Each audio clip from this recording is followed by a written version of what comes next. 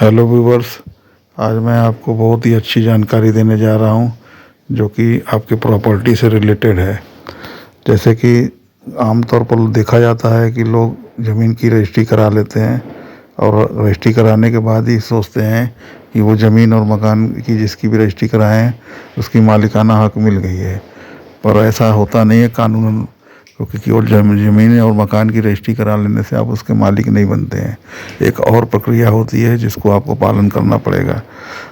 जैसे ही कोई व्यक्ति किसी मकान और ज़मीन की रजिस्ट्री कराता है तो उसको ये भ्रम हो जाता है उसे मालिकाना हक मिल गया है, लेकिन उसे मालिकाना हक तब तक नहीं मिलेगा जब तक कि वो अपने ज़मीन और मकान की म्यूटेशन नहीं करा लेगा। वो दाखिल खारिज बोलते हैं इसको हिंदी में। जब दाखिल खारिज किसी प्रॉपर्टी की हो जाती है तभी जाकर के उसका असली मालिक होता है। क्योंकि ऐसा बहुत फ्रॉड देखने को मिलता है कि प्रॉपर्टी डीलर और बिल्डर एक ही ज़मीन मकान की कई रजिस्ट्रियाँ कर देते हैं। तो अच्छा ये रहता है कि जब आप रजिस्ट्री कराएं उसके बाद उसकी दाखिल खारिज ज़रूर करा लें। जैसा कि आप जानते हैं कि ज़मीन और तीन तरह की होती है, एक आवासी, दूसरी जो है औद्योगिक होती है और तीसरी कृषि की भूमि होती है। कृषि की भूमि की रजिस्ट्री कराने के बाद दाखिल खारिज उसका पटवारी करता है। तो संबंधित तहसील में आप जाएंगे, वहाँ अप्लाई करेंगे तो पटवारी जो है आपके दाखिल खारिज कर देगा, मतलब पिछले वाले का नाम काट के आपका नाम चढ़ा देगा। आवासीय ज़मीन की जो है दाखिल खारिज वो भी होती है तहसील में, नगर निगम में। वहाँ पर नगर निगम, नगर पालिका, वहाँ जाएंगे आप प्रॉपर्टी रजिस्ट्री की कागज़ दिखाएंगे तो वो पूरी प्रक्रिया का पालन करने के बाद इनका दाखिल खारिज कर देंगे, म्यूटेशन कर देंगे। और औद्योगिक का औद्योगिक विकास निगम करता है, इंडस्ट्रियल प्रॉपर्टी जो होती है। इसलिए वहाँ जा कर के आप उसी प्रॉपर्टी का कागज़ देंगे तो उसके बाद वो उसका म्यूटेशन, नामांतरण, दाखिल खारिज कर देगा। क्योंकि बिना नामांतरण की प्रॉपर्टी आपके नाम नहीं होगी। ये बहुत ही ज़रूरी होता है। ज़्यादातर लोग ऐसी गलती करते हैं कि रजिस्ट्री में जाने के बाद सोचते हैं कि वो प्रॉपर्टी उनकी हो गई, जबकि वो ऐसा कानूनन तरीके से ठीक नहीं होता है। क्योंकि आप जब भी कभी भी ज़मीन की रजिस्ट्री कराएंगे आपके नाम हो जाएगी तो उसकी म्यूटेशन करवानी बहुत ही आवश्यक होती है। तो म्यूटेशन करने के लिए आपको जैसी ज़मीन हो, जैसे आवासीय ज़मीन हो तो फिर आपको नगर निगम वगैरह में जाकर कराना होता है। खेती की ज़मीन हो तो आपको तहसील में जाकर कराना होता है। और आपका जो है अगर औद्योगिक ज़मीन है तो औद्योगिक विकास निगम के पास जाके कराना होता है। वहाँ पर आपको अच्छे वकील भी मिल जाएंगे जो इस काम को करते हैं।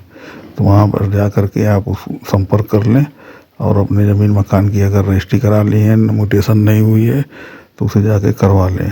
क्योंकि नहीं कराने में आपको तमाम समस्याएं धोखाधड़ी की उसको फेस करना पड़ सकता है। क्योंकि ज़्यादातर ये देखा गया है कि जो ज़मीन की कृषि की ज़मीन होती है उसमें खतौनी वगैरह डॉक्यूमेंट्स आप चेक करते हैं और उसी डॉक्यूमेंट्स के आधार पे आप सोचते हैं कि आप असली मालिक हैं, लेकिन वो असली मालिक नहीं होते हैं जब तक पुरानी रजिस्ट्री को पूरा पीछे का नहीं चेक करेंगे। और इसके अलावा भी आप जो है ये 7 डॉक्यूमेंट्स मैं बता रहा हूँ, इसको भी आप जाके चेक कर लें इसको। जैसे कागज़ होते हैं तो उसमें कोई प्रॉपर्टी करते हैं, सबसे पहले टाइटल डीड, ओनरशिप वेरिफिकेशन कराना बहुत ज़रूरी होता है। चैनल डॉक्यूमेंट बोलते हैं, उसमें चैनल से आपको पता चलता है एक्स ने वाई को बेची है, वाई ने जेड को बेची है, कितनी बिक्री हुई है पीछे, ये भी लेना बहुत ज़रूरी होता है।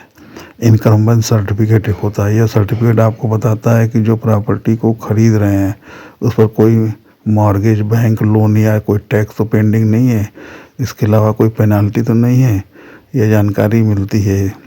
इसके अलावा रजिस्ट्रार के ऑफिस जाकर आप फॉर्म 22 भर कर जानकारी ले सकते हैं। अगली होती है ऑक्यूपेंसी सर्टिफिकेट। ऑक्यूपेंसी सर्टिफिकेट एक अहम कागजात है जिसे बिल्डर से ज़रूर लेना चाहिए। अगर बिल्डर इसे नहीं देता है तो खरीदारों को यह अधिकार है कि वो डेवलपर के खिलाफ कानूनी कार्रवाई कर सकते हैं। पोजेसन लेटर, डेवलपर पर खरीदार के हक में पोजेसन लेटर जारी करता है जिसमें प्रॉपर्टी पर कब्जे की तारीख होती है। होम लोन पाने के लिए इस दस्तावेज की असली कॉपी को पेश करना पड़ता है। जब तक ओसी हासिल नहीं किया जाएगा तब तक पोजेसन लेटर आपके प्रॉपर्टी पर कब्जे के लिए काफ़ी नहीं है। मॉर्गेज या गिरवी रखना एक प्रकार का ऋण है जिसका उपयोग उधारकर्ता किसी मकान खरीद या रख रखाव या रियल एस्टेट के अन्य रूपों में करता है। साथ ही समय के साथ इसका भुगतान करने पर सहमति जताता है। प्रॉपर्टी लोन सिक्योर करने में कोलेटरल के रूप में काम करती है। टैक्स पेमेंट का स्टेटस, प्रॉपर्टी टैक्स नहीं चुकाने से संपत्ति पर शुल्क लगता है, जिससे उसकी मार्केट वैल्यू पर असर पड़ता है। इस कारण प्रॉपर्टी खरीदार को स्थानीय म्यूनिसिपल अथॉरिटी में जाकर यह देख लेना चाहिए कि विक्रेता ने प्रॉपर्टी टैक्स में कोई डिफ़ॉल्ट तो नहीं किया है। इस तरह से आप लोगों को ये कानूनी जानकारी मैंने दिया कि आप लोग जो है केवल प्रॉपर्टी की रजिस्ट्री करा लेने के बाद ही इस भ्रम में न रहें कि आप उसके असली मालिक हो गए हैं। प्रॉपर्टी खरीदते समय बहुत सारे चीज़ों को देखना पड़ता है और उसके बाद रजिस्ट्री कराने के बाद म्यूटेशन जरूर कराएं। म्यूटेशन हो जाने के बाद ही असली मालिक आप जो है प्रॉपर्टी को होंगे, चाहे वो ज़मीन किसी तरह की आवासीय हो, कृषि की हो, औद्योगिक हो या मकान हो, कोई भी जो हो, आप उसके असली मालिक तभी बनेंगे जब आप उसका म्यूटेशन करा लेंगे। नामांतरण प्रक्रिया कराने के बाद ही आप किसी भी प्रॉपर्टी के असली मालिक बनते हैं।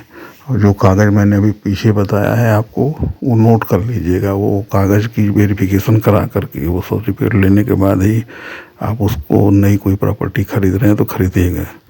वीडियो अच्छा लगा हो तो उसे लाइक और शेयर करिए और सब्सक्राइब करिए। आगे और अच्छी अच्छी जानकारी आप लोगों को मिलती रहेगी। धन्यवाद।